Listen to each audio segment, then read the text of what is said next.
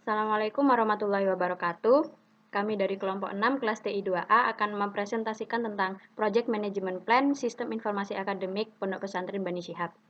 Perkenalkan, nama saya Inayati Masud Zahadin dan rekan saya Walidain Farisma. Dan nama saya Rifai Bredistra Adi. Selanjutnya kami akan mempresentasikan Project Management Plan. Yang pertama, Introduction. Project Management Plan ini akan menjelaskan tentang semua proses perencanaan dari proyek Sistem Informasi Akademik Pondok Pesantren Bani Syihab yang berfungsi untuk mendefinisikan, mempersiapkan, mengintegrasikan, dan mengkoordinasikan semua rencana menjadi suatu proyek yang terintegrasi dan solid. Pembuatan proyek ini akan menghasilkan sebuah sistem informasi yang bisa membantu menyimpan data administrasi pondok dan data lainnya. Pondok tersebut juga bisa memberikan informasi kepada wali santri terkait kegiatan pondok, nilai rapot santri, dan informasi lainnya. Yang kedua, Project Management Approach.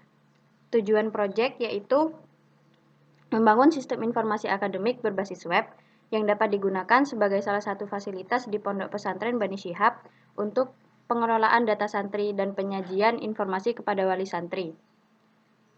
Tahapan pendekatan proyek, kami menggunakan perencanaan, lalu analisis, desain, implementasi, dan yang terakhir penerapan.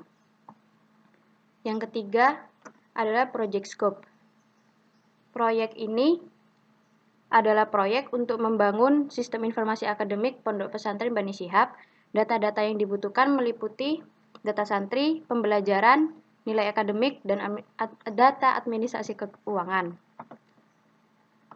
Spesifikasi kebutuhan fungsional. Yang pertama, manajemen informasi data pondok. Untuk admin, dapat menggunakan fitur CRUD pada data pondok seperti data perizinan, data sarana prasarana, dan notulensi musyawarah. Yang kedua, dapat menentukan jadwal kegiatan. User yang kedua yaitu wali santri, dapat melihat jadwal kegiatan. Selanjutnya, manajemen informasi data santri. Untuk user admin, dapat melakukan CRUD data santri, dapat menerapkan nilai dan absensi, dapat menerapkan dan mengatur administrasi keuangan santri. User kedua yaitu guru, dapat melakukan CRUD data nilai santri. User ketiga, wali santri, dapat melihat biodata santri, dapat melihat nilai rapot, dapat melihat informasi jadwal kegiatan, dapat melihat daftar biaya SPP dan biaya santri. Yang ketiga, manajemen jadwal kegiatan. Untuk user admin dapat menggunakan CRUD pada jadwal kegiatan, dan untuk wali santri dapat melihat informasi jadwal kegiatan. Yang terakhir, manajemen administrasi keuangan. Untuk user admin dapat menggunakan fitur CRUD pada data keuangan pondok, baik pemasukan maupun pengeluaran, dan dapat mengelola data administrasi biaya santri. Selanjutnya, spesifikasi kebutuhan non-fungsional. Yang pertama ada bisa digunakan pada berbagai macam browser. Yang kedua, tampilan user-friendly. Yang ketiga, keamanan admin terjamin. Yang keempat, bisa digunakan di mana saja dan kapan saja, asal terkoneksi internet. Yang kelima, mudah digunakan. Dan yang keenam, elegan website. Selanjutnya, ruang lingkup. Yang pertama, nama fiturnya login, yaitu untuk dapat mengakses sistem. Penggunanya admin, guru, dan wali santri. Lalu fitur yang kedua, manipulasi data santri, penggunanya hanya admin dan guru. Yang ketiga, manipulasi data guru atau pengurus pondok, pengguna hanya admin. Lalu fitur yang keempat, master pondok, pengguna hanya admin. Lalu fitur yang terakhir yaitu keuangan, pengguna juga hanya admin untuk memasukkan pengeluaran dan total uang pondok. Poin penyampaian proyek, output-output yang nantinya ada dalam proyek ini berupa data-data santri mengenai biodata, rekapan kegiatan santri, nilai rapot tiap semester, dan data biaya santri selama di pondok. Selanjutnya, milestone list. Yang pertama, menentukan masalah yang dihadapi pihak Pondok Pesantren Bani Syihab, yaitu pada tanggal 13 Februari. Yang kedua, membuat schedule proyek detail pada tanggal 15 Februari, lalu mengumpulkan informasi untuk mengkaji permasalahan pada tanggal 16 Februari, menentukan kebutuhan sistem pada tanggal 17 Februari, membangun prototipe untuk menemukan kebutuhan pada tanggal 19 Februari, memprioritaskan kebutuhan pada tanggal 22 Februari, mendesain rancangan web pada tanggal 2 Februari, mendesain user interface pada tanggal 27 Februari, mendesain sistem interface pada tanggal 4 Maret, mendesain dan merancang basis data juga pada tanggal 4 Maret, membangun sistem kita mulai dari tanggal 15 Maret, memverifikasi dan menguji jalannya sistem 29 April, memperbaiki kesalahan dan setelah pengujian yaitu tanggal 1 Mei, melakukan testing final pada tanggal 8 Mei, dan yang terakhir mengimplementasikan sistem untuk digunakan oleh pondok pada tanggal 9 Mei. Selanjutnya akan dilanjutkan oleh rekan saya, yaitu Rio.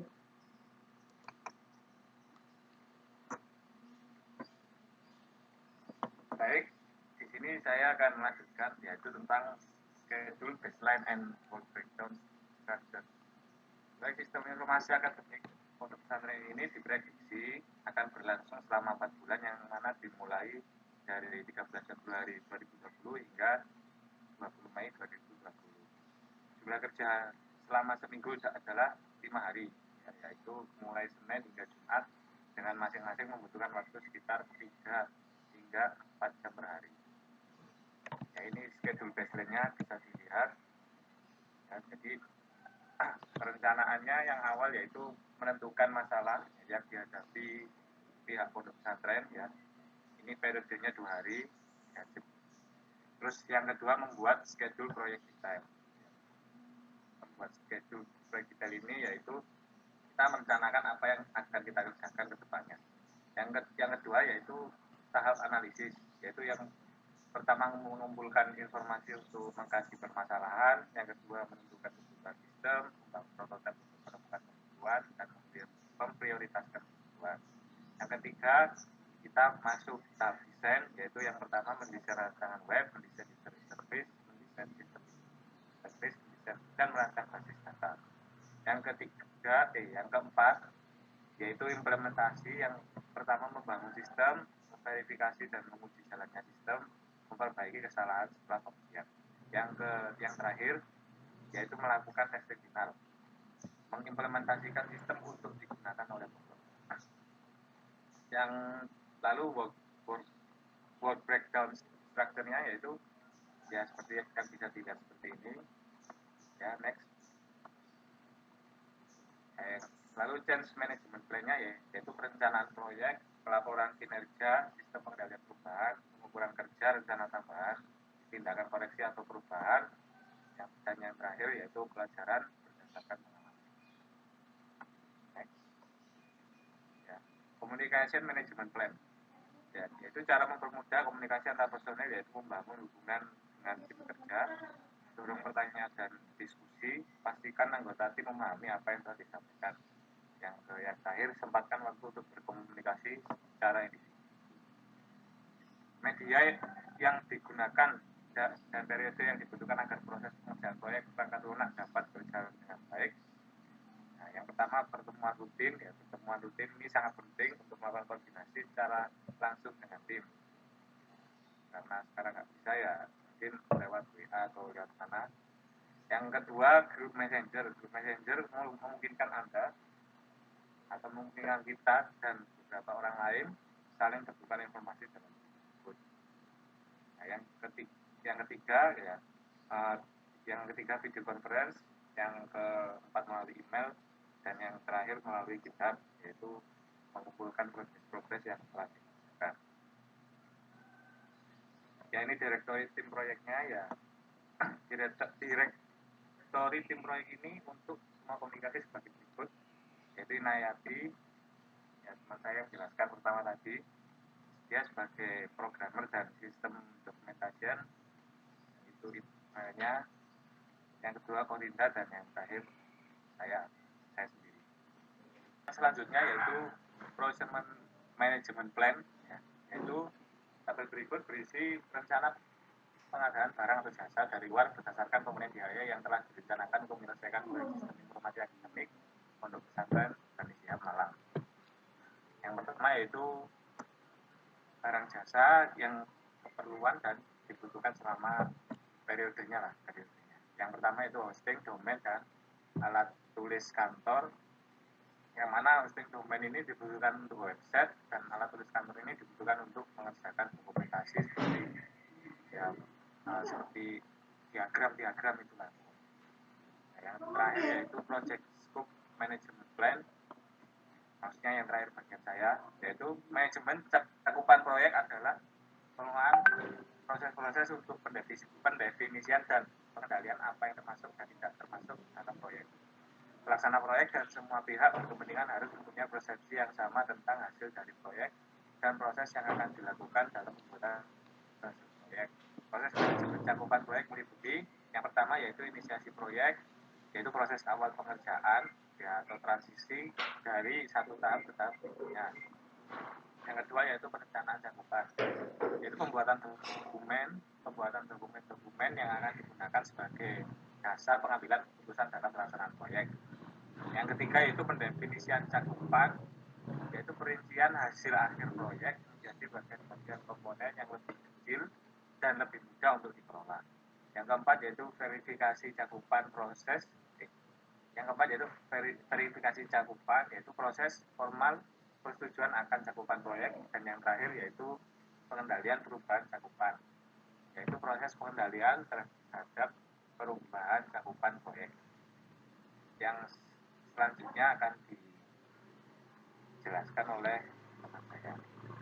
Kemudian saya akan menjelaskan tentang schedule management plan. Pada tabel berikut adalah dijelaskan schedule dari pengerjaan proyek sistem informasi akademik pondok.